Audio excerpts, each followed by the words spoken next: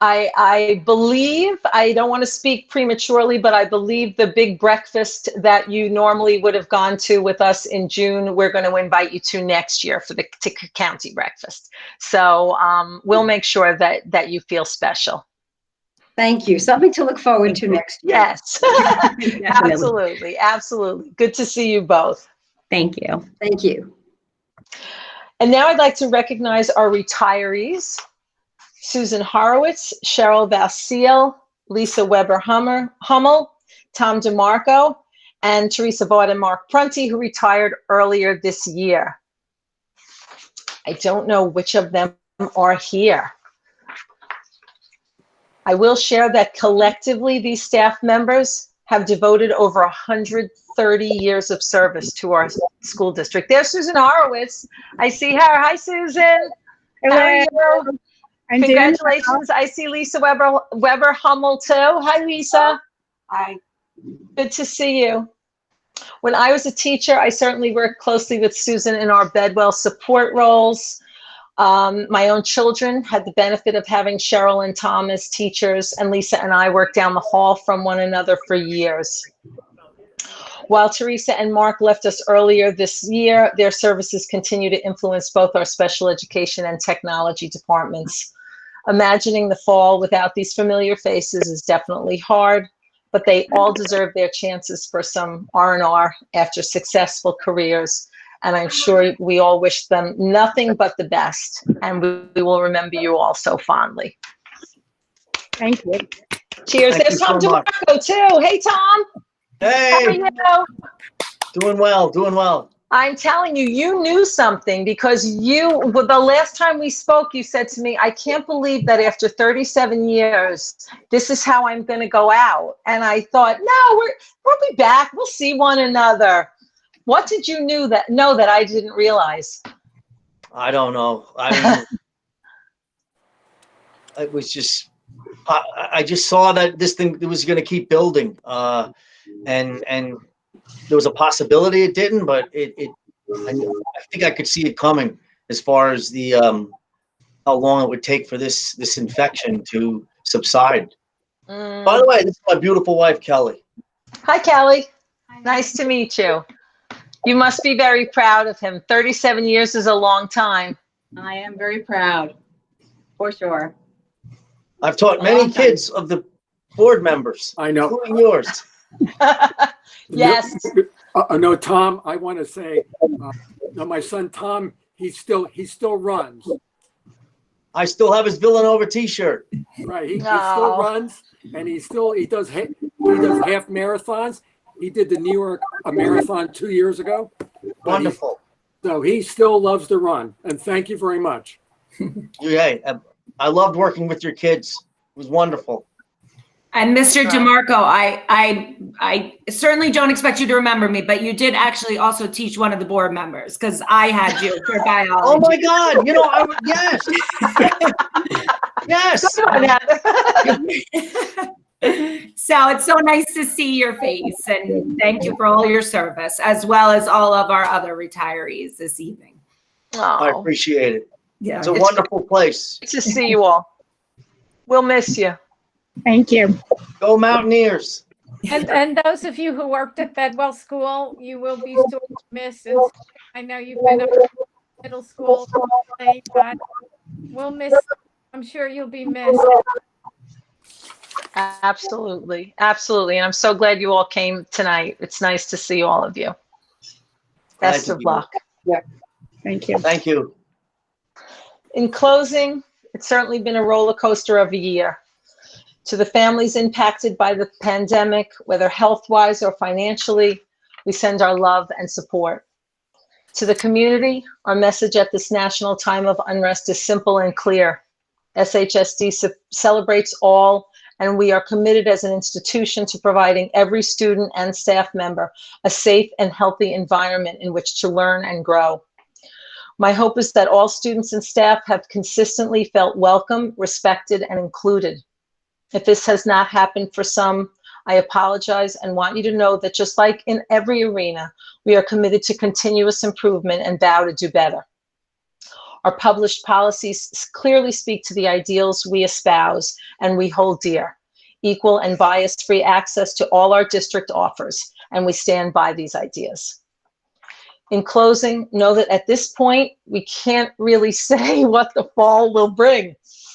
We know that distance learning has been better for some than for others, and we will be reaching out to parents, to staff, and to students in the remaining days to get a sense of what went well and where we can do better. Trust that a lot of hard work will go into the next few months. The fall right now may be unpredictable, but we will continue to persevere and communicate to be sure all are looped in regarding our plans as September approaches. My best wishes to all for a restful summer. It was good to see everybody. And that concludes the report of the superintendent. Thank you, Dr. Dempsey. One of the jobs of the Board of Education is to annually evaluate the chief school administrator or superintendent by July 1st.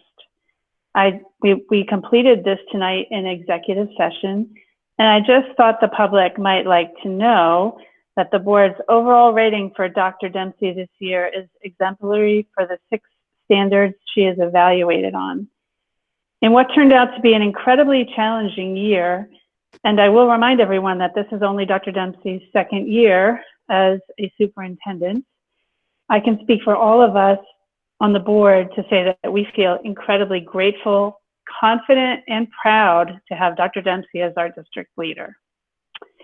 I also want to thank Heather Gogan tonight for her time and good work in our district.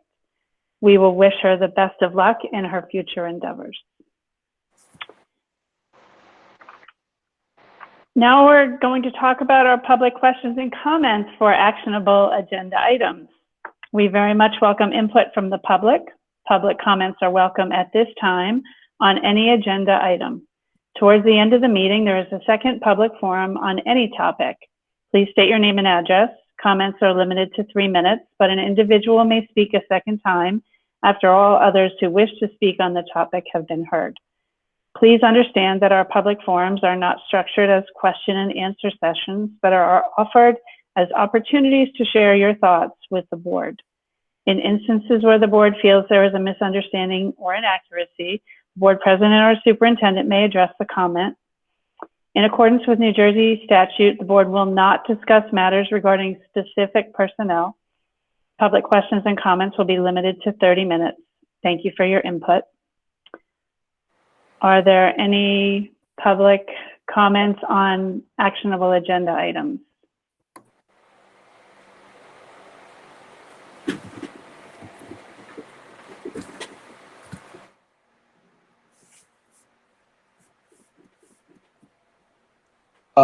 Okay, yes. I'm allowed to speak right now? I'm sorry? Am I allowed to speak right now? Yes, well, it depends on what it's about. Is it an agenda item? I think so. Okay. Eli Ben Shimon, 25 Laurelwood Drive. I would like to ask about the graduation and why the 8th graders will not have a graduation but a virtual one.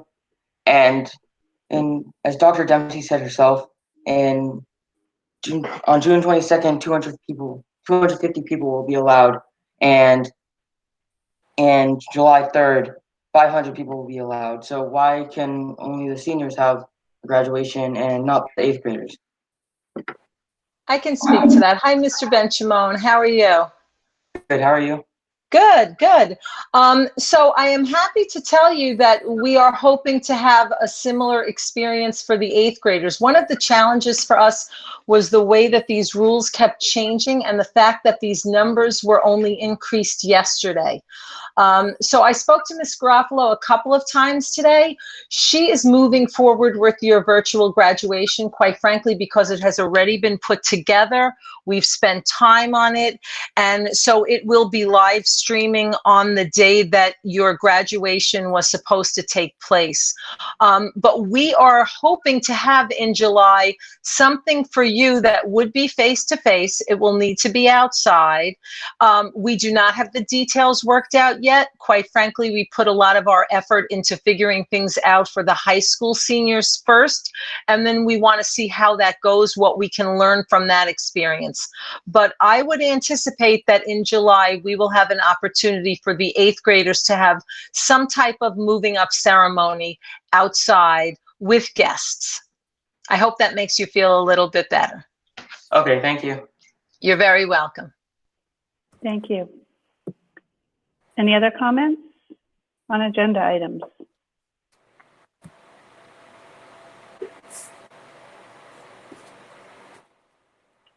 Okay, if there are none, can I have a motion to approve the minutes?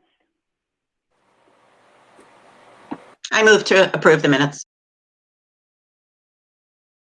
That's okay. I've done this too many times. All right, Mr. Baker, Yes. Ms. Cooper, Yes. Mrs. Brenda, Yes. Mr. McDonald, Yes. Ms. Nathans, Yes. Mrs. Santoro, Yes. Mrs. Tober, Yes.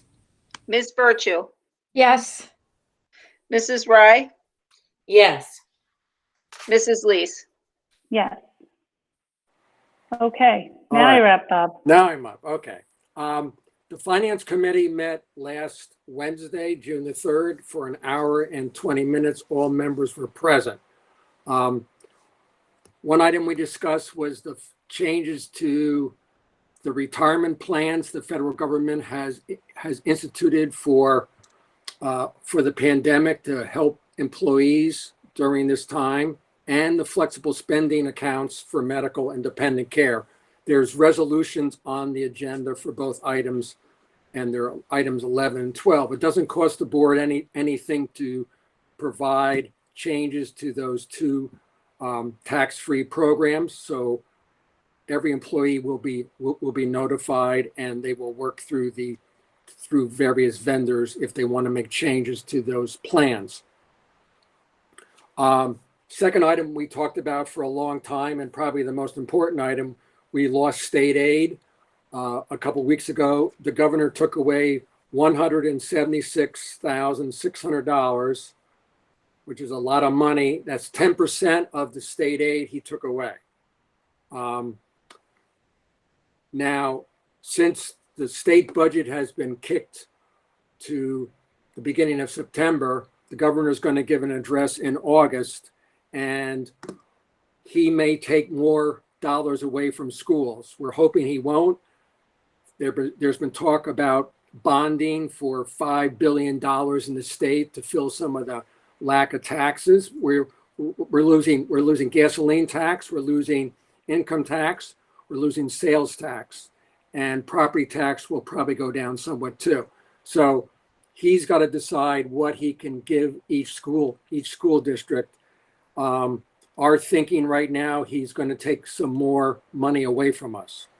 So we had a lot of conversations about what we can and cannot do, but we realize that it's kind of foolhardy to try to solve this problem right now, because we don't know how big the hole's going to be, and we don't know what school is going to be in September, if there is school. But we did feel that taking away some of the projects we had scheduled for purchasing a new utility truck and the middle school dishwasher would save us $93,000. So we've decided to postpone those two purchases. We'll be talking about this more over the summer, I'm sure, how to fill these holes, especially if it gets bigger. We talked about student activity fees again. We talked about those last month, and we've talked about them in the past. The goal of the board and the superintendent is to try to get the activity fees in the middle school the same as the high schools. So in other words, if you pay an activity fee, you get access to everything, just one sport, two sports, three sports. We're thinking that's the way we should do it. So the middle school is at $40, and all sports are pay to play. We would change that to go to $60, $80, or $100. We don't know what the sweet spot may be. At the high school, we're at $75. We could go up to 100, 110, 125. Again, we don't know what the best number is. So the board is going to look at those numbers, students, and what we can do in the fall to make changes. So we'll be talking about this over the summer. We talked about our Title I funds from the federal government for this year. We haven't spent all those because of school is not the way it used to be for these last 3 months. So the government has told us to amend our plan and we're allowed to spend the rest of our Title I funds into next year. So Colleen Butler is working on an amended plan so we can get the use of those remaining funds for the rest of the year. We talked about— Bob, just so you know, we were able to work through all of the details of those monies. They are on the addendum as finance number 23 and 24. Right. And 25. Some of those monies have been incurred over the course of the year so far, and some will be incurred over the summer. Heather spoke to the county ed specialist, who indicated that we would be wise to have everything in one place on a board agenda to sort of bring some closure to it, because we don't actually have to file an amended application for the Title I monies. I guess they feel as though that would be overwhelming for the state and the federal government. Okay. So am I missing that there's an addendum to the agenda? There is an addendum. Okay, I didn't know that. Okay. Not sure where that is, or that's okay. Yeah, well, Okay. we'll make sure you get it. Okay, all right. You keep talking. I just wanted to be clear that everybody knew that those monies were that we had done that work already. So that's item 23. 23, 24, 25. There is also a number 26 that has to do with turnkey technologies that Heather can speak to. Okay. But I didn't mean to interrupt your flow. I'm sorry, Bob. No, that's okay. When you mentioned the either I missed it, or does everybody else on the board have it? It came kind of late this afternoon. Okay, all right. So, okay, all right. Well, let me get to that. Anyway, so we're on. The next item was the FEMA application. So Heather Gogan has started filling out the application for FEMA to get money for the disaster, since every school in the country can apply. We don't know how much money we will eventually get, but we can use that fund. We can use those funds to offset any money we spent on the pandemic. I'm not really, if we get any money, it's going to be way next year. So I wouldn't count on that money for a while. Also on the agenda, we talked about grants. There's the Alyssa grant for the law to have silent alarms in our building. There's the CARES grant. There's the ESEA grant. That's number 7, 6, and 5 on the agenda. So I'd like to move action items 1 through 26. Do I have a second? It's actually a 28 because 28. I'm sorry, because I don't have. That's okay. I know. So the only ones on the addendum are items 25, 26, 27, and 28, and those are mostly the grants and the Title I salaries, the SOAR teacher payment, and the turnkey technologies that Gretchen just mentioned. Okay, so up to 28. And the turnkey technologies resolution is because we spent over $40,000 and we needed to make sure that within the budget, this was something that we approved for the security improvements in the 1920 budget, and We just put through a purchase order in the last month or so for the additional improvements. So this is just keeping us on track with the auditors. Okay. Does anybody have any questions about my report before we vote? Did we get a second? I'll second, Jamie. Thank you, Kath. Thank you. Okay, I guess if nobody has any questions, we'll do a roll call. Mr. Baker, Yes. Ms. Cooper, Yes. Mrs. Frenda, Yes. Mr. McDonald, Yes. Ms. Nathans, Yes.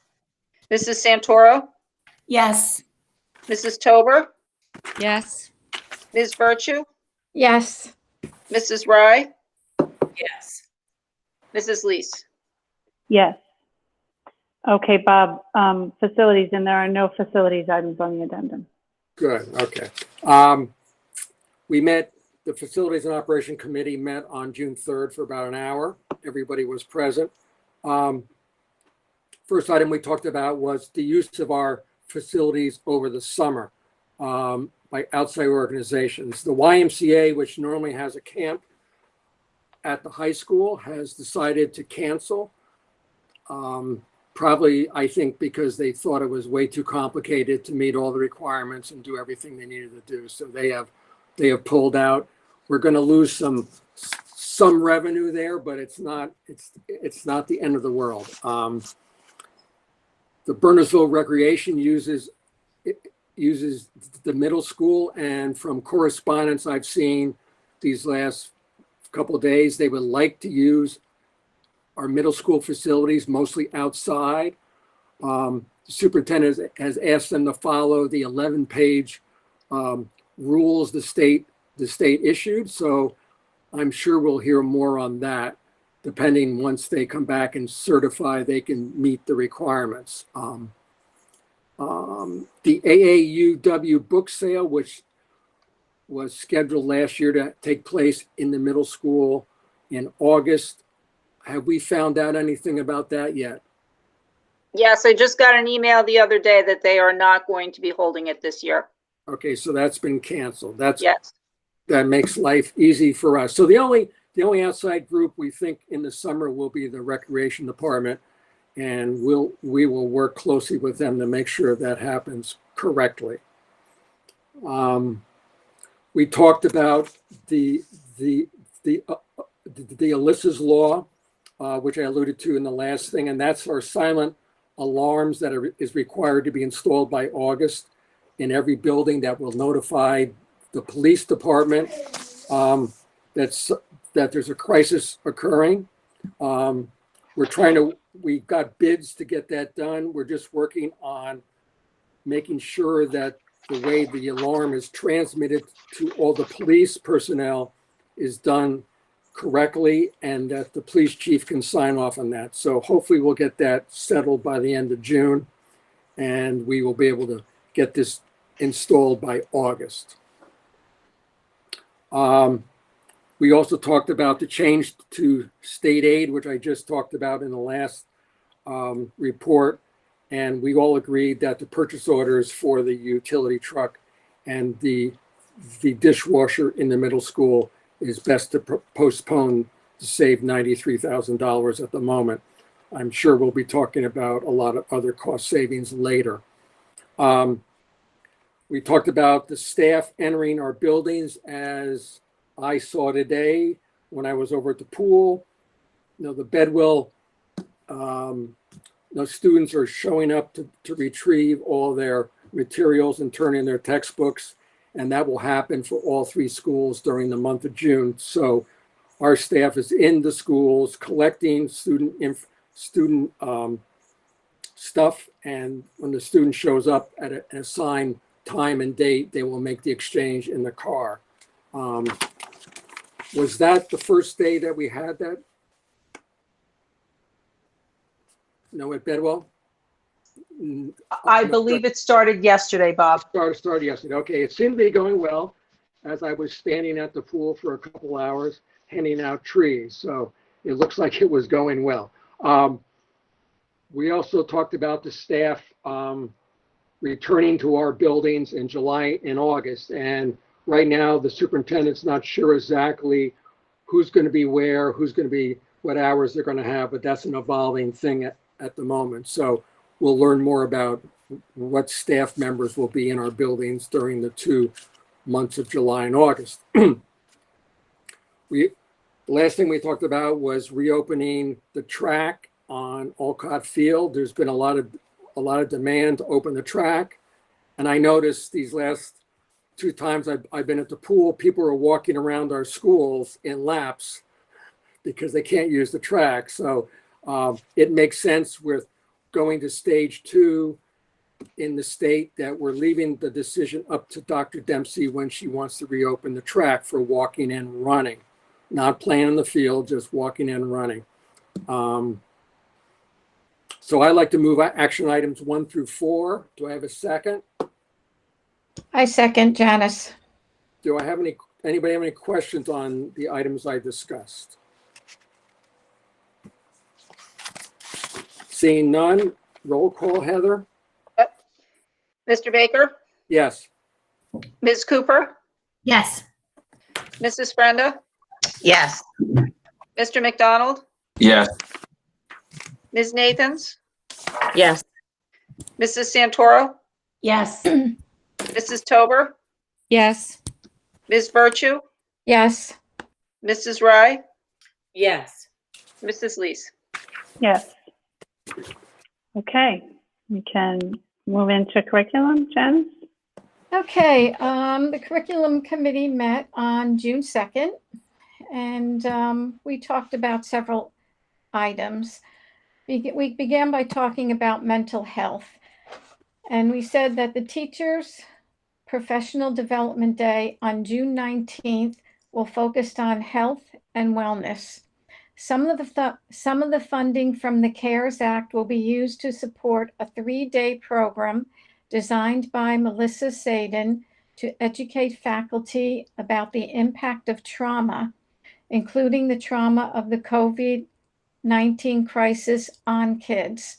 The program will also provide guidance for the faculty on how to promote a culture of resilience and to create a plan for moving forward. We also acknowledge that teachers may need more support for themselves as a result of the COVID crisis. After that, we talked about identifying and addressing academic losses. A group convened this week to identify academic gaps resulting from the health-related shutdown, potential challenges students might face upon their return, and strategies for addressing these challenges in the context of declines in state funding. Then we moved on to professional development. The possibility exists that we may have to do more teaching virtually or even integrate virtual teaching into traditional classroom learning when students return to school. Therefore, professional development in this area would be a priority. The group discussed the evolving needs for professional development in the context of the uncertain need for distance learning in 2021. Possibilities discussed included instruction in virtual team teaching, how to enhance virtual group discussions, improving interactions with introverted students virtually, and how to conduct effective virtual tutoring and study halls. The next item was content that may require modifications. For instance, instrumental, music, chorus, PE, etc. The committee considered ideas about if and how to implement instruction in these fields of study when students return to in-school instruction. Would a larger space be prudent? Is there a larger space available? Additional guidance from the state will be needed to answer these questions. Co-curriculars. The district must await guidelines from the governor and the Department of Education regarding all co-curriculars at this time. This includes athletics, vocal and band music, theater, and all clubs. We will address these as soon as we know what structure is mandated. Field trips. Approval forms may have to be slightly modified to acknowledge the possibility that field trips may need to be canceled if they are not feasible due to local or state shutdowns or restrictions. The committee thought we should wait until guidelines are set until new field trips are approved. Summer ELL program. Money is available from Title I for ELL students to participate in summer programming. This program was developed to narrow language gaps. Educational research shows there is no real benefit to retaining kindergarteners and first grade students. So this district set out to prove this by analyzing school level academic data, standardized academic data, observational/social emotional data, and additional data from ELL students participating in the program. Initial analysis of the standardized data supports the efficacy of a combination of participation in summer programming and the promotion of kindergarten students. At present, we are awaiting instructions from the state on whether ELL summer programming will be virtual, in person, or a combination of both. Reflection of the year. The committee thought, given the unusual circumstances this year, administrators and staff did quite well. There are still many unknowns, and the administration continues to make contingency plans for any eventuality. The group asked for information on how curriculum addresses racism and civil unrest issues, and Gretchen is working with Michael Catelli to identify what standards are and how we can help teachers navigate sensitive topics and discussions with students. So I don't believe there was anything on the addendum for curriculum. Is that right, Jamie? Okay, so I'd like to move action items 1 through 3 on the agenda. Are there any questions or comments? Actually, I think it's very good that we're talking about the social emotional health. I commend the committee for that, not only of children, but of teachers.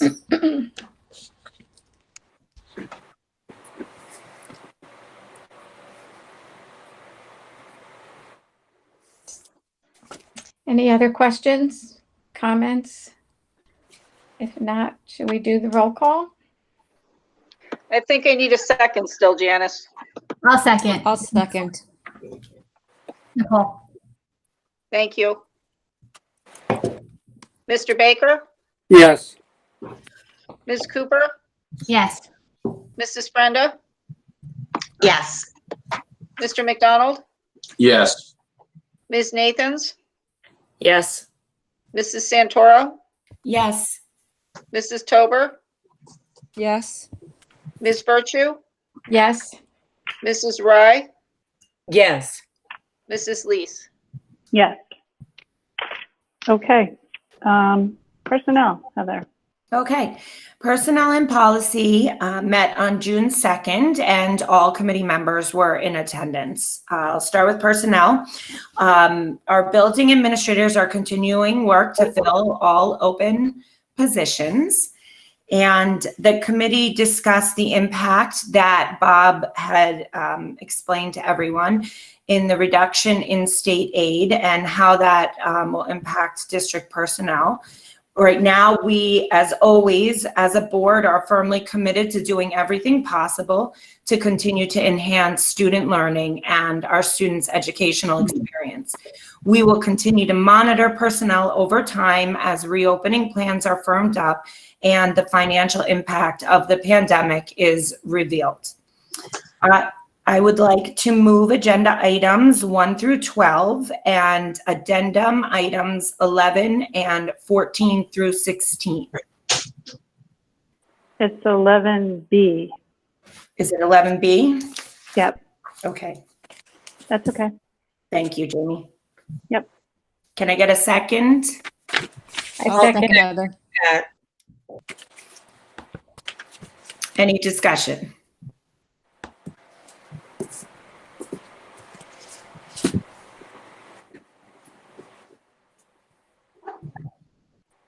All right, you want me to do the roll call, Heather? Yes, please. Thanks, Heather. Mr. Baker, Yes. Ms. Cooper, Yes. Mrs. Brenda, Yes. Mr. McDonald, Yes. Ms. Nathans, Yes. Mrs. Santoro, Yes. Mrs. Tober, Yes. Ms. Virtue, Yes. Mrs. Rye, Yes. Mrs. Lees. Yes. Okay, policy. Okay, policy. The committee continues to recommend all policies that are in second reading for adoption this evening that we discussed last month. And the committee discussed that there may be policies going forward that will need to be temporarily modified once we know the parameters of school reopening in the fall. Obviously, this is a very recurring theme this evening, as you know, a lot of what we're going to have to do will be dependent upon what information we get and when we get that. And the committee is prepared to review the policies over the summer as required, as information is forthcoming. So I would like to move, items. I've lost my place now. Nothing on the addendum, I think it's just one, Heather. just one. Okay, I would like to move agenda item 1. Thank you. I'll second. Somebody? I'll second. Thank you, Sam. Any discussion? Heather, I just want to confirm for policy that all of these in second reading, these are mandated policy changes, correct?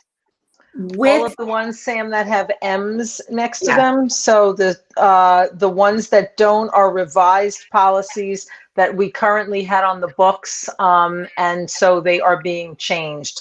But the M is what indicates mandated. Okay, thank you.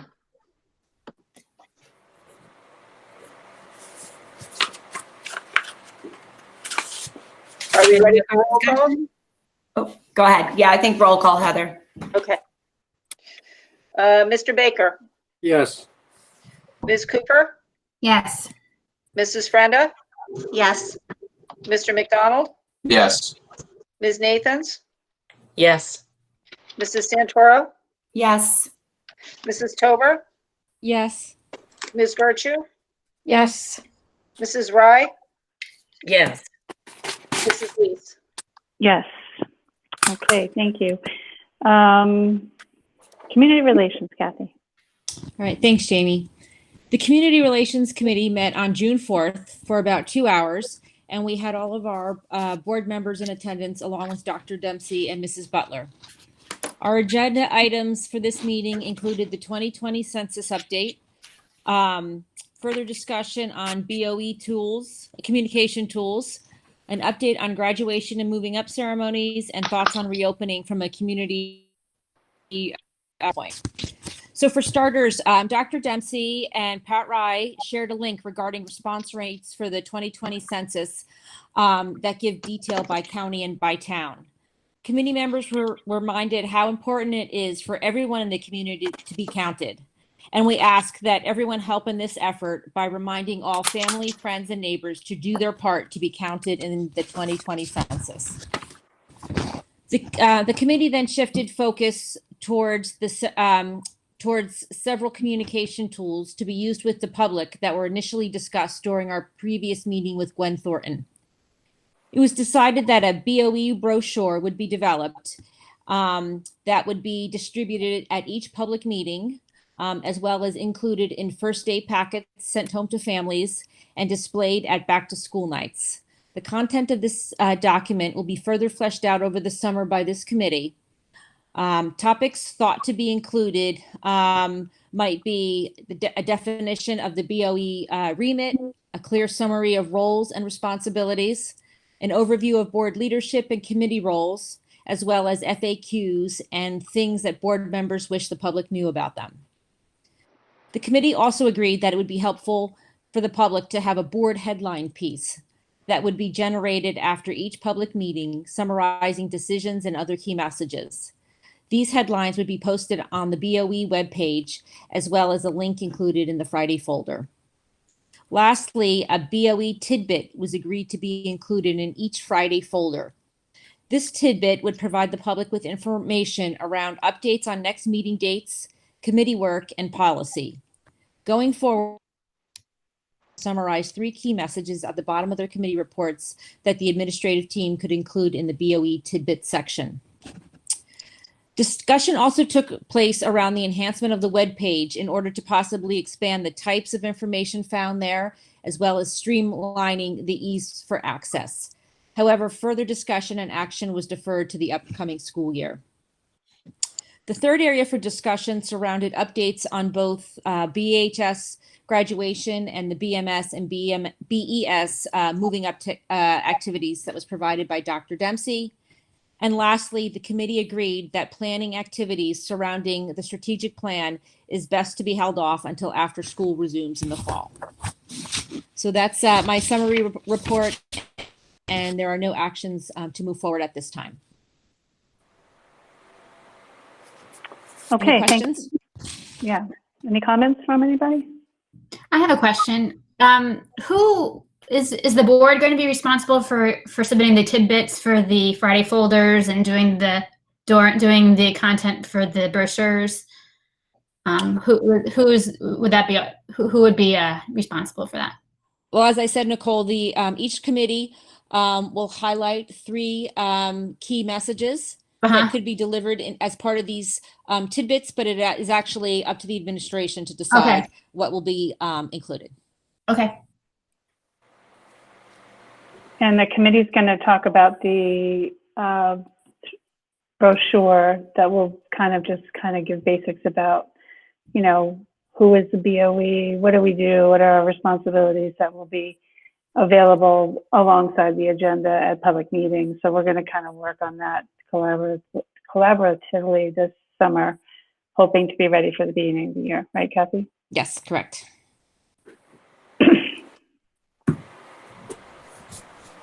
Any other comments? Okay. Supplementary matters. Board members, do you want to comment on anything that we haven't discussed or? Yes, I just did want to mention something. The Environmental Commission wanted to remember the class of 2020. So they decided to dedicate a plaque to this class, to this graduating class, as well as planting native plants such as bleeding hearts, Virginia blueberries, and the plan is to have them bloom in each season. So something would be in bloom for every season. Now, Johanna Wissinger was in contact with me, and she said that she coordinated this with the administration, and the Public Works Department will be doing the actual labor, and it's going to be in the triangle, which is where where Olcott and Child's Work split right across from the football field.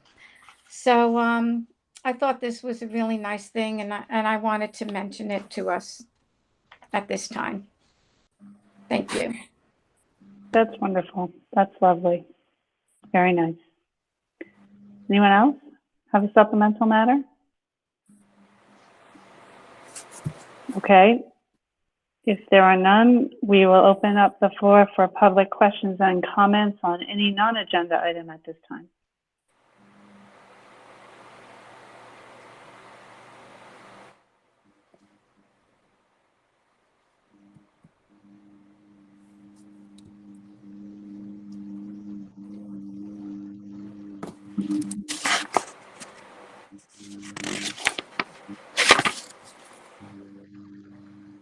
Nobody? Well, I have a question. I thought somebody else was going to ask something first, but Jim McCarron, Vice President of Somerset Hills. So my first question is going to be, it's really two parts, so I'll get the first part out of the way real fast. I noticed that there are no paraprofessionals on the agenda tonight. Can you please explain why?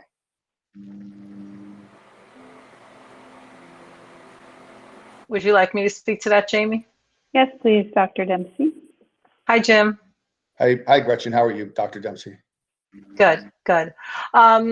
One of the things that the board is certainly cognizant of, as I think are the administrators and all of the staff, is that we do not know what the fall is going to look like.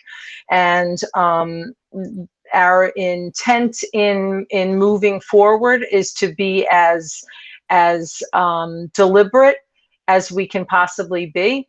Certainly, we recognize that when you raise the question of paraprofessionals, that we have students who have legal rights to para support. We would never stand in the way of our responsibilities in that regard. But we know that every day we learn something new. I use graduation as an example in the sense that we have gone through so many twists and turns, because from one day to the next, 1 week to the next, we have learned things that we could not have anticipated. So in regards to the appointment of paraprofessionals for next year, our intent at this point is to just let some time go by to see what we learn about the structure of schooling for the fall and how that impacts our need. We know that we certainly have obligations to families and to students, and we take those seriously, and we'll do everything that we need to do to live up to those. But at the moment, it's very hard for us to plan the details, and that's the piece where we just need some additional time. Oh, hi. This is Pam Creeran. I'm a paraprofessional. I live at 2160 Lamington Road, Bedminster, New Jersey. I've worked at the school for over 19 years. I work with many paraprofessionals that are now in their 22nd, 23rd, and 24th year at the specifically the middle school. And we're very concerned that when will we know if we will be rehired as a full-time paraprofessional? It's my understanding that you have 30 days to tell us, and our health insurance will be terminated on August 30th. And we need to know what things that we need to do to prepare, like to go out and look for health insurance or to find another provider if in fact we are not going to be hired back. We understand that these are hard times, but you must understand that a lot of us work there. We don't make a lot of money, but we enjoy working with the children, and the healthcare is a big part of why we work there, and that's why we've been there for 20 years and longer. Pam, I can share with you that I certainly understand all that that you bring to the table, that you do every day, and I hear everything that you're saying. I had a conversation with your leadership this afternoon in which I said to her, and I have said to the board, that as soon as we have the information that we need to make decisions, we will be in a position to move forward. Certainly, it is not our intent at all to drag our heels in that.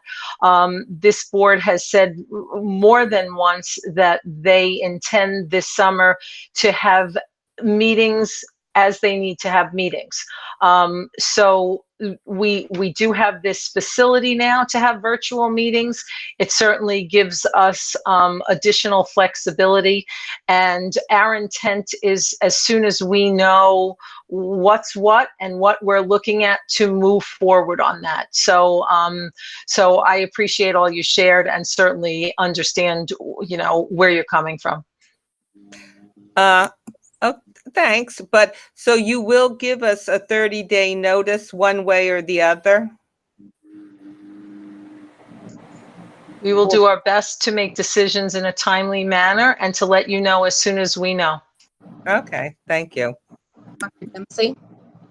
I don't know. Can you hear me? Hi, can you hear me, everybody? This is Lynn Weltler, president of the Somerset Hills Education Association. And as we look at things, we often talk in English that we need to look through different lenses. And when making decisions, I know that I try to look through the lens of the association, but also through the Board of Ed. And doing my due diligence regarding the idea that we don't know what the fall will bring, I checked with my colleagues who are presidents of other associations in Somerset County. And I heard back from 3 of them, actually, no, 4 of them. And in Franklin, Hillsborough, North Plainfield, and Warren, who were also unaware of what the fall will bring, they have already rehired all of their paraprofessionals. Their Board of Ed had made the decision to bring them all back. And I understand that it is an uncertain time. However, we also know that we need the paraprofessionals' help to do our best for the children in our district. It is not something we can do alone, and especially if we are still on remote learning or a portion of it, we need that assistance. So I really would ask that this Board of Ed follow that of the other boards of ed and rehire the paraprofessionals as soon as possible.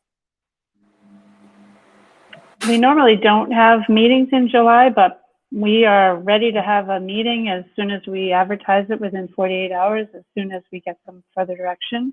Now that we can all get together here like this, it's not going to be a hardship for people who might have gone away, like it used to be in the past, to get a quorum of board members. So, Lynn, we are ready to jump as soon as we know what the structure looks like.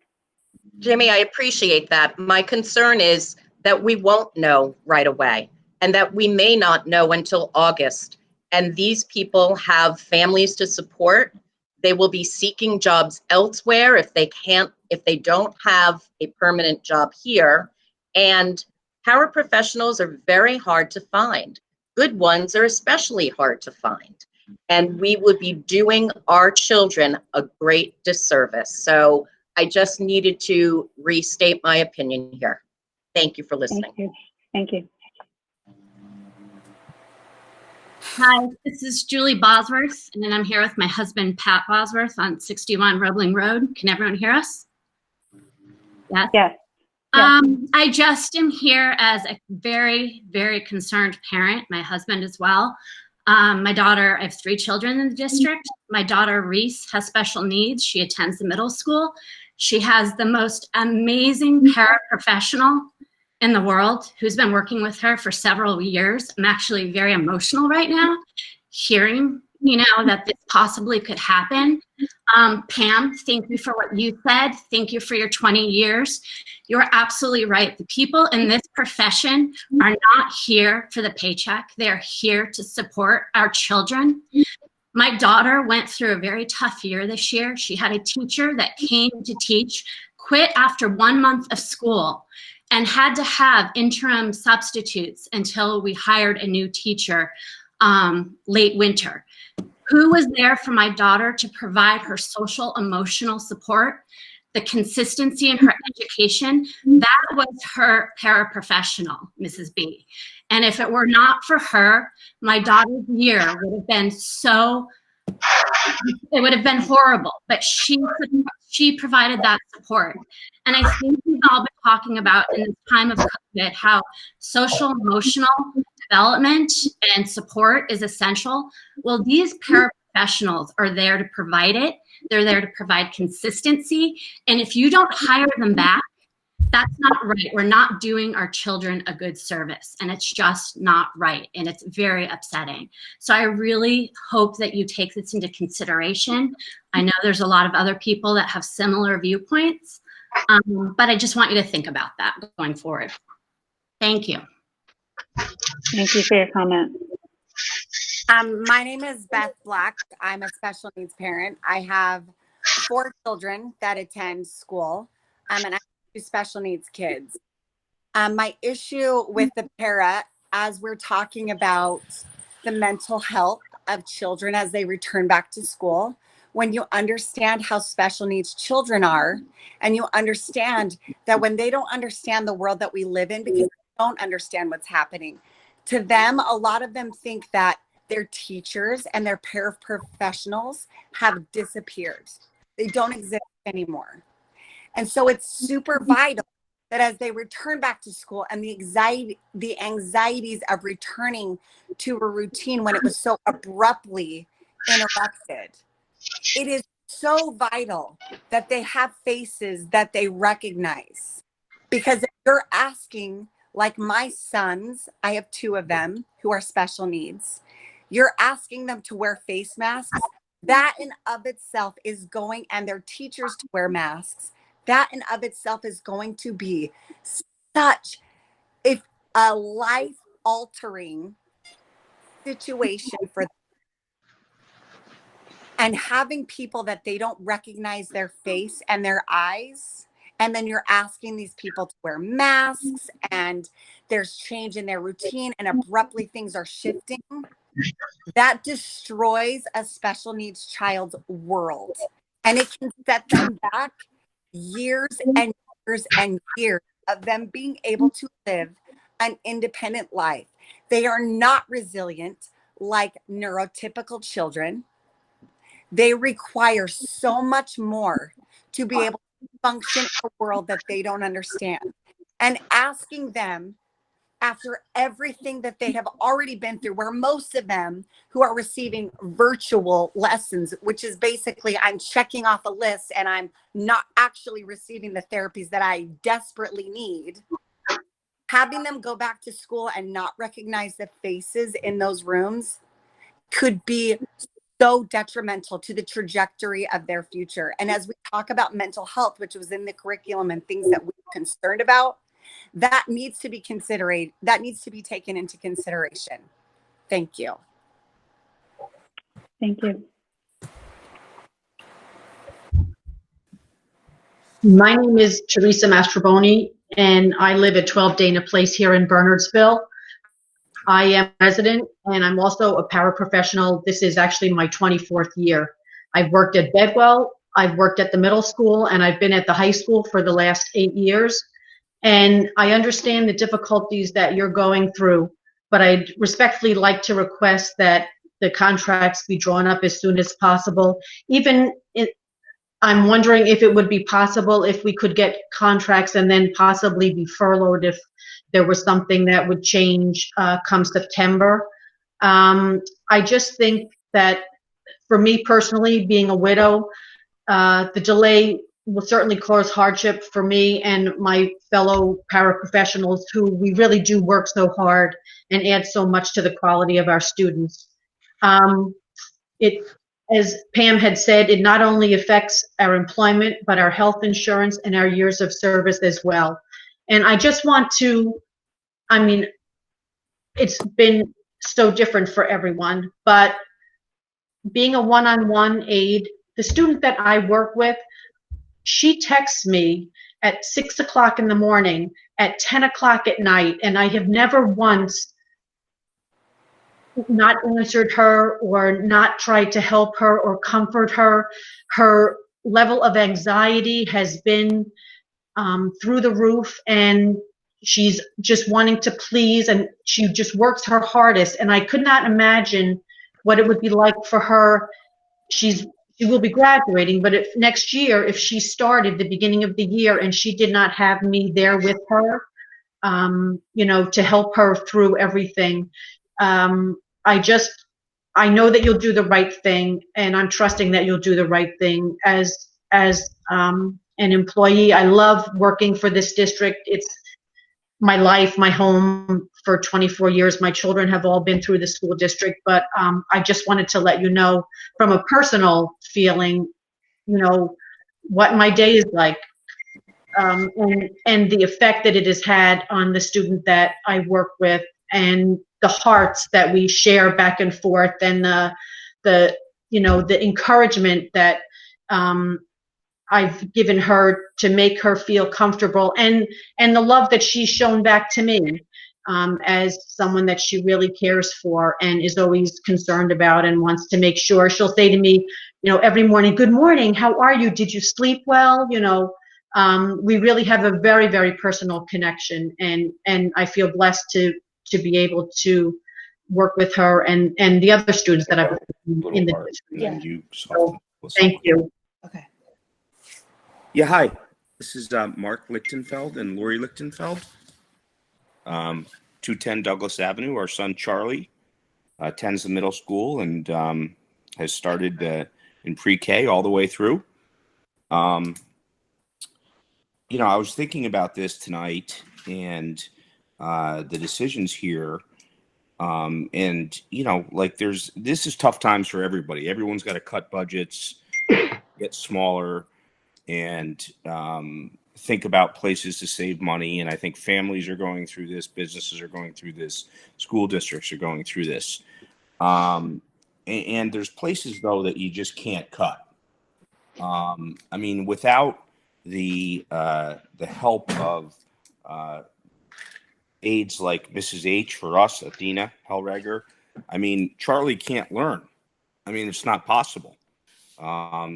There's no chance of him accomplishing what he needs to accomplish.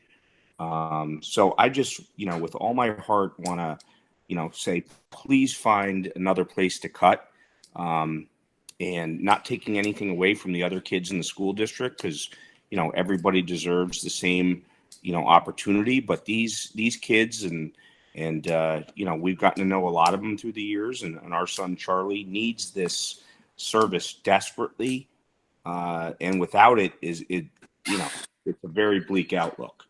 And just want to thank you for your consideration, and as a taxpayer and a longtime resident of New Jersey and Bernardsville, just hope we do the right thing here. Lori wanted to talk a little bit also, so thank you for listening. Yeah, thanks so much for listening. It's Lori Lichtenfeld, 210 Douglas Avenue, Charlie's mom. We were in the same boat this year with Charlie starting middle school, and starting with a fantastic teacher who decided to give his notice after a month. And then we had an interim teacher until midwinter, where we finally hired a full-timer. And she's fabulous, but she had about 2.5 weeks with our kids. And we feel lucky for what we have, but I am most grateful for Athena Hellriegel, who is Charlie's full-time aide, and I'm counting on her to be with Charlie to help him through the remaining years of school, because she is she's absolutely amazing, and she helps Charlie move through his day and be successful in front of all of his peers and do the right thing. And he's so fired up by her, and she's amazing. And the bottom line is we need them. We need our paras, and they have special relationships with our kiddos. And they help our kids move through those hallways and, work with everybody. And the special needs teachers that are there couldn't do it without the paras. I got to tell you that right now. So we appreciate you guys and the time that you spend, even virtually, to help us figure this out. We're really grateful, and we want to help everybody however we can.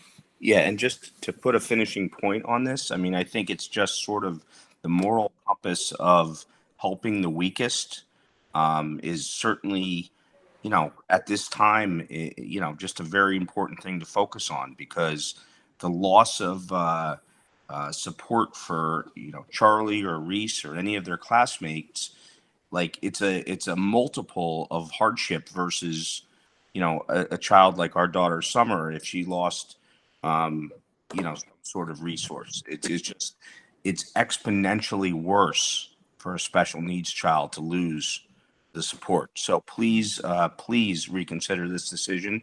And, I echo my wife Lori in saying we appreciate all the time and effort. And we know you all aren't getting paid for this, speaking to the board members. I'm a participant in a lot of nonprofits also. And, it's a lot of work for not a lot of money and a lot of headache, but, we implore you to not cut these aides and to rehire them as soon as possible. I'd like to also, one more comment, and it's, I just wanted to say, to be able to send our son out of district would cost about $85,000 to $90,000 a year. So that wouldn't be us paying, it would be the district paying. So it's actually very beneficial for you to keep these full-time aides in there, because if they weren't there, our kiddos wouldn't be there. So you guys, thanks so much for your time. Thank you. I want to make sure the impression that we would be cutting services for students or cutting aides is not out there, because that is not what we're talking about. We're just talking about waiting a little bit of time to make those appointments. So I hope that you understand the fiscal situation that we're in. And ideas about furloughs are on the table with the governor. We don't have those details. Everything is unfolding daily. We are doing the best that we can. Our administrators are doing the best that they can to make difficult decisions with little information and information that comes out in dribs and drabs. It's difficult. Yeah. And certainly, Mr. Lichtenfeld, what you said about our moral compass, I think really resonates with me, because that is certainly something that this board has always felt. I think they are certainly cognizant of who our students are. And the fact you heard Mr. Baker speak earlier about the reduction in the state aid and the decisions to say, okay, well, where can we identify some source? And those conversations were always anchored around, we can't impact kids. And so, I appreciate what you shared. And to Ms. Lisa's point, none of this is about denying a child what he or she deserves and needs. I think we're just trying to figure out, the devil's in the details, and we've got a lot of details that we need some time to figure out.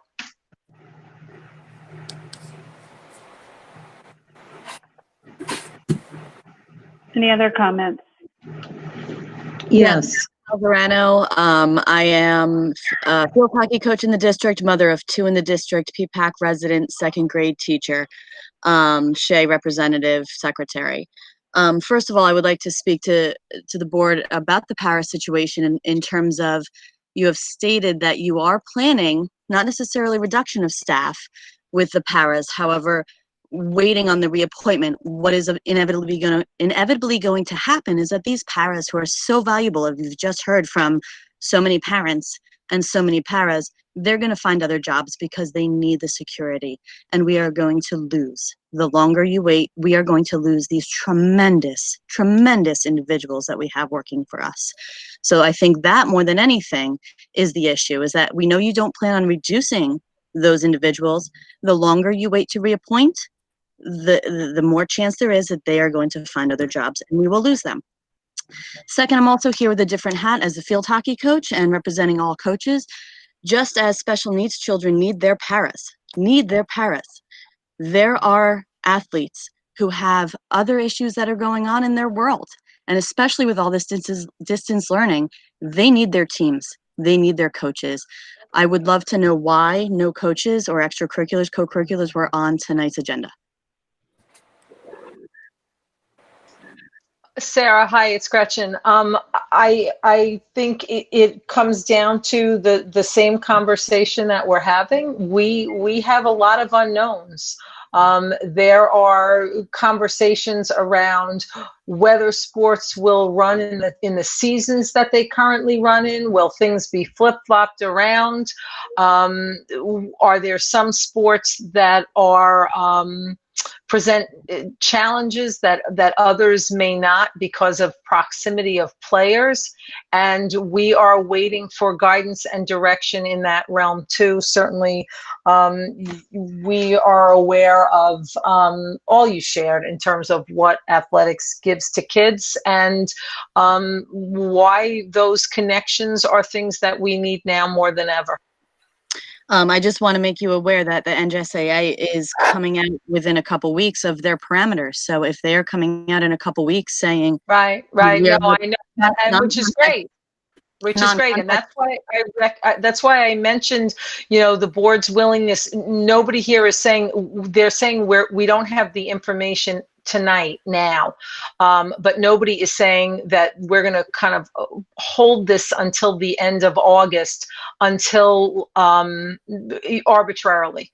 Right. Certainly, once we feel like we know what we're looking at on all fronts. What I have heard this board say consistently is that they are ready to meet and take action. Right, because non-contact sports, so running, cross country can start in less than 2 weeks. And without a contract, no coach feels safe meeting with student athletes. Liability wise, you're going to have the same issues you had with spring coaches. So I think, again, along with paras, the longer you wait with co-curriculars, with extracurriculars, the more dangerous waters that are going to be weighted. Hi, Wendy LaBruno. I live in Bedminster and I work at the high school consultant.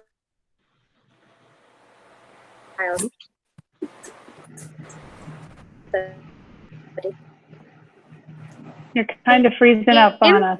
And I just want to be out of compliance or grossly out of compliance if we did not have the staff members to assist these students. We rely on our paraprofessionals very much, the child study team, the special education teachers, the teachers in general. So I just wanted to put that out there as a gentle reminder. We don't want to be caught in a precarious position. Thank you, Wendy. Yeah, absolutely. No argument, no argument, no argument. Thank you. Hi, I'm Mary Ann Parsiak, 29 Harvey Drive in Bernardsville, and I'm a paraprofessional at Bedwell.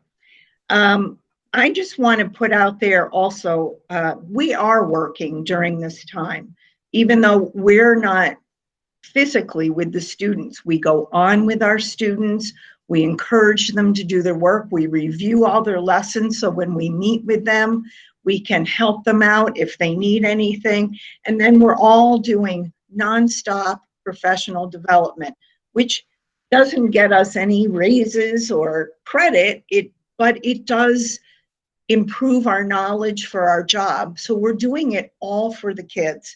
And the kids, when we come on the screen, they're so happy to see us. We sometimes have to use it as a bargaining chip.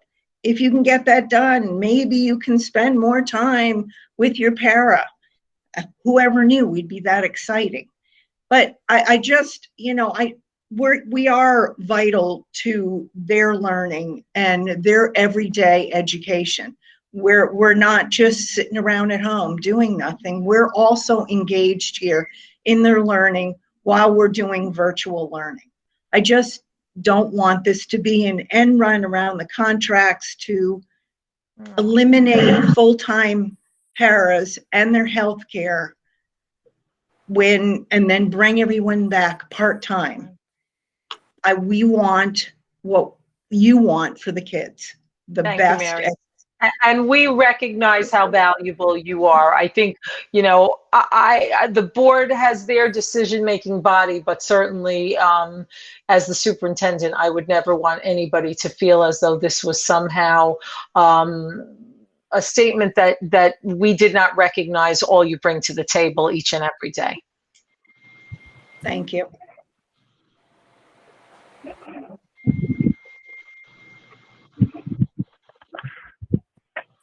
Hello? Hi. Hi, this is Mr. S. I live in Far Hills. I'm a paraprofessional. I've been with the school several years. I've been a substitute teacher throughout the schools. I've been a coach, and I've been a full-time para. I know all these kids. I know a lot of the parents, and a lot of parents know me. and we have a great relationship, and I think they're all very wonderful. And I love working in the district. I'm a veteran. I'm a simple guy. I have a simple question. What do you expect me to do? Our contract ends on the 30th. Tell me, I'm a grown man. Tell me, as a grown man, what I should do. Will I have a job? Yes or no? I need to know that. That is only the respectful thing to do to another individual. Okay. And I understand, and I do respect your position, but apparently there is a lot of reference being made to some mystical entity is giving us advice and direction. I would like to know who the mystical entity who's giving you guys the direction, because maybe we need to get them as part of this conversation. Because as far as I understand, you're at the top of the list, and what you say is gets done.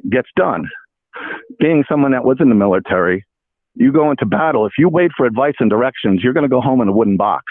So it's the people on the ground that really make the difference, and the people on the ground that should be listened to in this case. And I just want to know what you expect me to do.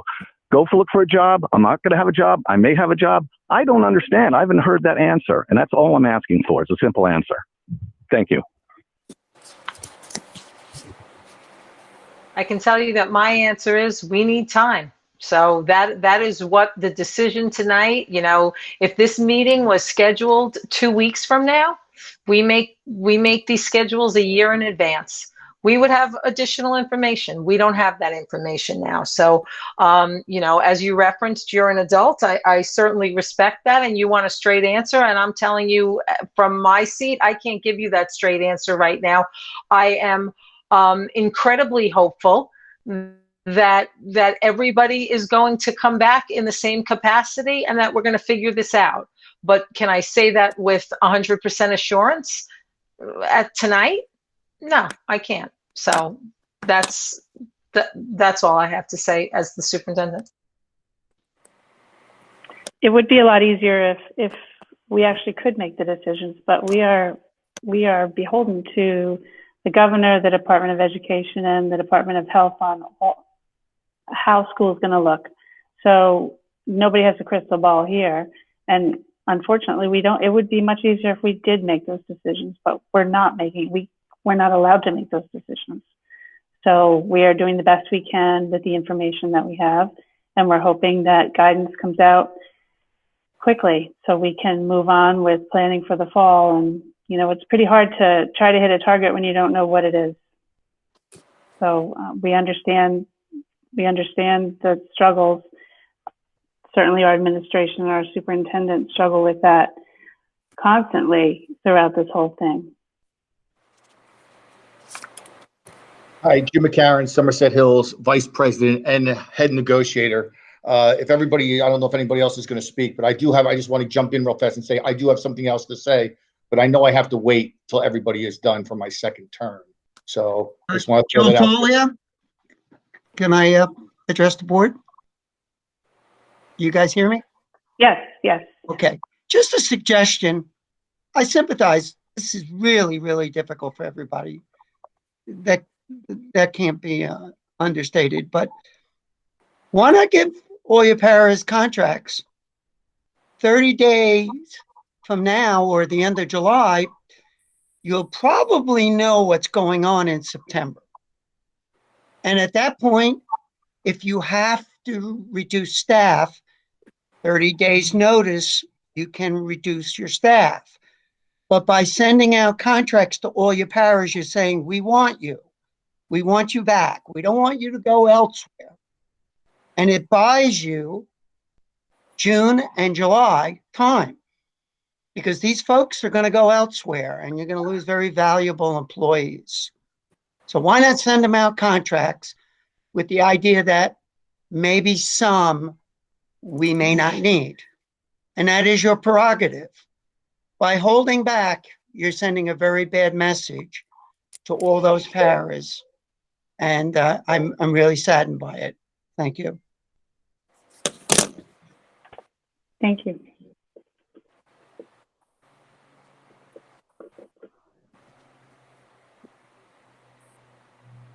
Hi, Kari Landers. I'm a paraprofessional at Bernardsville Middle School. Thank you, Joe. That was a fabulous suggestion. And I think that a lot of paraprofessionals would sleep better tonight, as would the parents of their students. If you did do something like that, and we could all work it out in the fall, instead of worrying, will we be coming back? Is it true the rumors that we're hearing is that they're going to cut the budget using us once again, maybe let us all go and then hire us back at level 1 instead of the level that we've worked our way up to after all these years? It would also be a common courtesy. We spoke in the beginning of the meeting about how everyone is treated respectfully and fairly in our school district, and we weren't given the common courtesy of even knowing this was happened. We were told we were getting our contract approved at the June meeting, and if it wasn't for one of us that spotted our names weren't on the agenda yesterday, we would have had no idea. So my question, I guess, would be, if we come back, are we coming back as full-timers, or are we being let go and being brought back as part-timers on level 1? And what, I know it's been talked about. It has to have been talked about. I feel pretty confident we'll be coming back in some capacity, since our governor is out marching with tens of thousands of people shoulder to shoulder. He must feel that the world is a pretty safe place. I think some of us in this meeting were out marching with lots of people too. So we must feel confident that the world's getting better. What are your thoughts on that?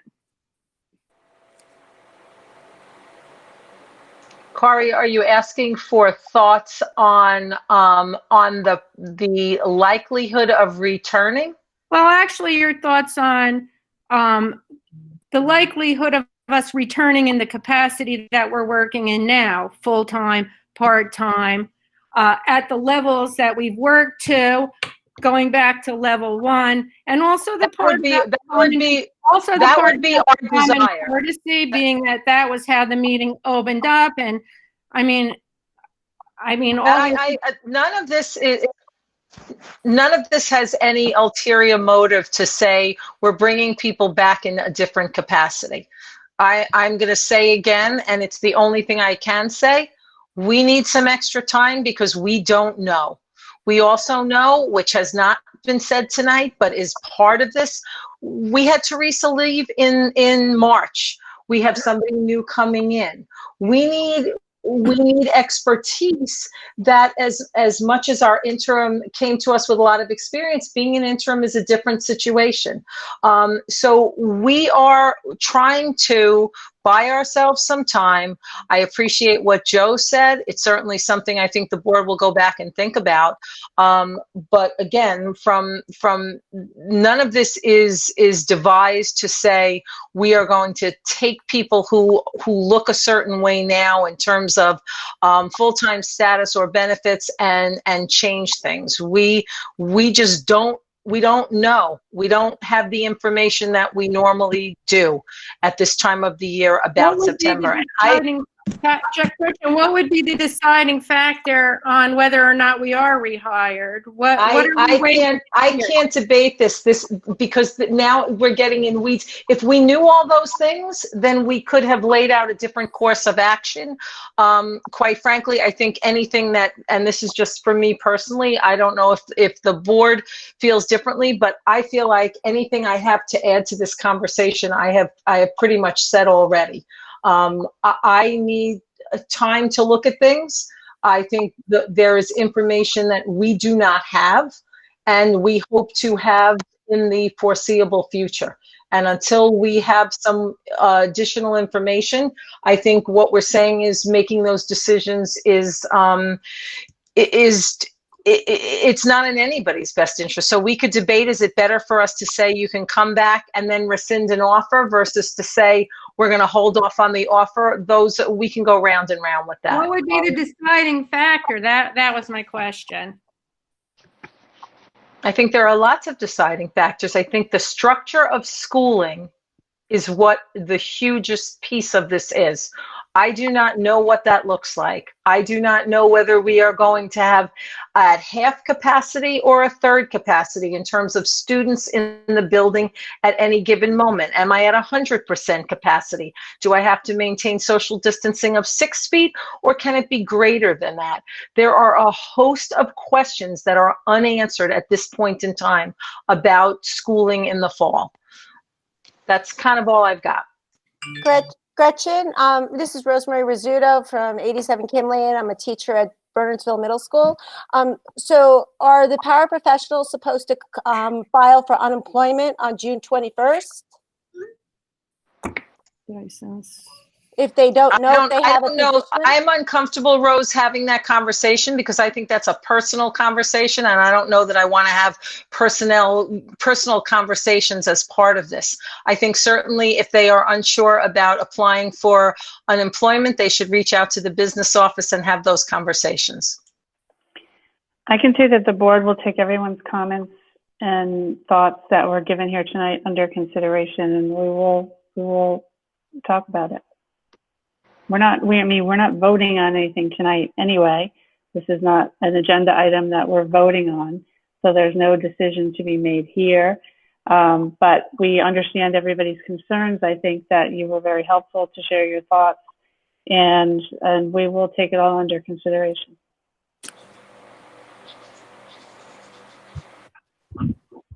Hello, I just have one more thing to ask or add. Yes, Mr. S. Yes, this is Mr. S again. You mentioned that, if we do go to school, it could be broken up into threes. I've heard some places they're going to break things up into twos. I heard that busing could be an issue. There might be more car traffic coming to school. Those kinds of issues, kids can't have to be only one kid per seat. I'm hearing a lot of different things, keeping the social distancing, making sure, kids are wearing masks. As a para, we've been keeping kids away from kids for a very long time. I think all the extra hands and bodies that you're going to have and that you're going to need in this situation would definitely be of more value than going through this whole process. I mean, you're going to need a lot of extra hands. You're going to need a lot of people. If we do have, either we have regular school, then we're covered. If we don't have regular school, then all the extra hands that you're going to need to keep the kids away and enforce the social distancing, so it doesn't become blown up in the classroom, so it doesn't become blown up in the hallways.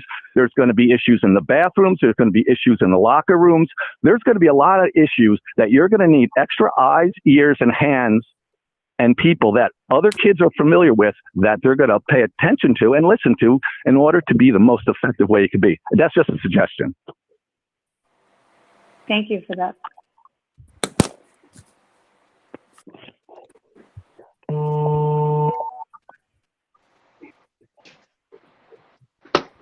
Any further comments? Hi, this is Meredith Panic. I'm the school psychologist at Bedwell. I just have to give my 2 cents here. I listened to everybody tonight. I know there's so many uncertainties, as we approach school in the fall, but one of the things that I think that we do know is that the students in our district need these people. I'm on the front lines every day at Bedwell when we're in school, and the relationships that these people have developed with the students and the teachers is just amazing. I mean, one day if somebody's absent, you see there can be such a change in behavior, things going on just for one day. If we don't bring these people back, I just don't know what that's going to look like for special needs. It's just so important that they be there for them. I can't stress that enough. These people are the glue that hold Bedwell together. I can only speak for Bedwell because that's where I work. But I just think we need to think long and hard about renewing them. Thank you. Hello? Hi. Hi, this is Colleen Zupa. I'm at 275 Farmer Road, Bridgewater. I'm a para at BMS. This is going to be my 18th year in the district and 7 years before that in Bedminster. So this is my 25th year of working with special needs students. And when we say we don't do it for the money, we don't do it for the money, that's for sure. It's mainly working to be with the children. I have to say, we talk about the children and we talk about teaching kindness. I just wish after giving almost 18 years to this district, that I would have received a letter or maybe an email to tell me that I'm not going to be on the agenda, that you're thinking about whether I'm going to have a job. I have to say it was really hurtful. I have to just put that out there.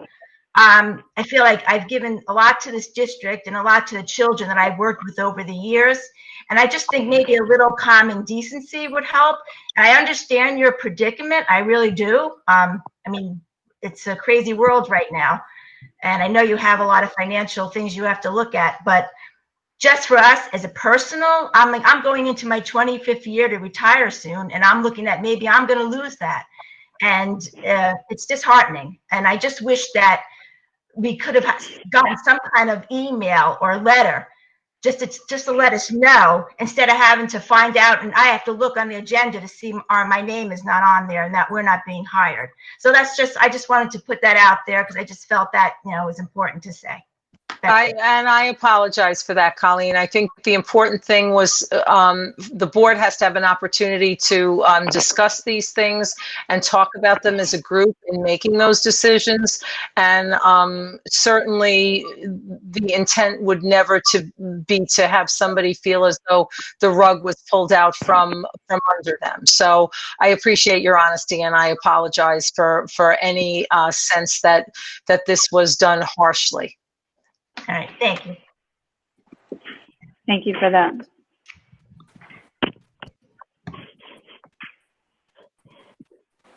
Hello? Anyone else? Hi. Hi, my name is Erin D'Amelio. I'd like to speak if I have a few moments. Sure. I don't know if you can hear me. Okay, I wasn't sure if you can hear me. I can hear you. I live at 2 Charlotte Hill Drive in Burnetsville. I have 2 children in the district. One in the middle school, but started in the preschool class. And to touch on what Meredith Panic said, the kids, they need and lean on these paraprofessionals. When my son was in preschool, the teacher was absent 3 times. All 3 of those days, he threw up because she wasn't there. Not because he was sick, but because it was a change in his schedule. We're all dealing with, difficult times, but this has been, I'm sorry, I'm emotional. This has been hard on our kids. And to not know, all of us don't know, to go back and not have the support that they need, it's not right, and it's not fair, and it's not setting them up to be successful.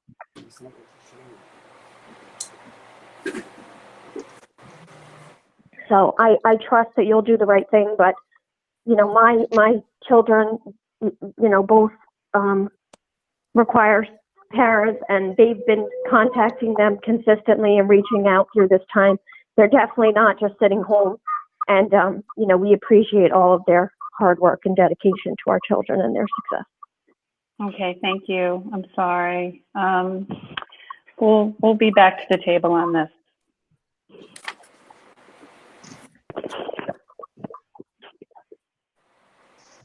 Any further comments? Anyone else who wants to add something? Yeah, Jim McCarron. Once again, I said I wanted to come back at the end. And it's funny because, I'll show you my phone right here. I usually, when I stand up in front of the board, I'm not used to this because you know that I have no problem standing in front of the board and speaking my piece as a union representative. And that's here. And my moral compass is to these people, or to these paras. And Dr. Dempsey, I do appreciate you apologizing, because one of the things that got me hot was that the way this Board of Education is doing business right now. Because what you're doing is you're basically telling these people that, you know what, we need you, but we don't need you enough to give you a contract right now. And as the president of the association said, Lynn Weltler, there are 4 districts out there that have already rehired their powers. If they could do it, there is no reason this Board of Education can't do it. We talk. I gotta say, I really have to say, for shame, Board of Education, for shame. Because these people, it's the association. If it wasn't for the association and the people here tonight to speak their piece, these people would have gone. You would have let them go. You are actually riffing them, by the way. I want to remind you that. And yes, every one of you that are out there, you can file for unemployment because you are being ripped. The Board of Education, as of tonight, is not reordering. You're not getting a contract for next year, so you are being terminated by the Board of Education. They can say, yes, you are, Mr. Yes, you are, Mr. Baker. You can shake your head all you want, because when you let them go, and they, as of the 30th this month, if they don't have a contract by the 30th of this month, you have terminated them, and they can file for unemployment if you do not have a contract at the end of this month. It's only June 10th. It's only June 10th. Yeah, I know. It's June 10th. It's June 10th. Nobody's riffing anybody. 20 more days to go, Jim. Don't throw that on our lap because that's untrue. But you know what? The point is that you have one board meeting right now. And these people, you know, we talk about, and I think it was, I took a note here. I think it was Mrs. Black. I think her name was Mrs. Black. And you talk about, and you bring up all this mental health. But look at what you are doing to my members. Look at what you are doing to my members' mental health. You are taking these paras and saying, well, we don't know what the future is going to bring. We don't know how many of you we're going to hire back, because that's the way it comes across. And I know, Dr. Dempsey, I know you have the best intention to hire them all back. I don't doubt that. But I want to talk about their mental health, what you are doing to them right now. Because we talk about, in these times, the amount of stress that you are creating for these people right now is unbelievable. And if the 4 other districts that are out there can do it, so can you. Thank you. Thank you. Okay. Do we have any other people that want to chime in?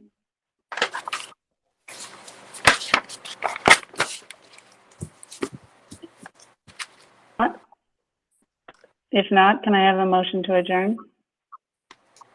I'll make a motion to adjourn. Second. That was Kathy? Thank you. Yes. Okay. Thank you. Good evening. Thank you, everybody. Good night. Good night.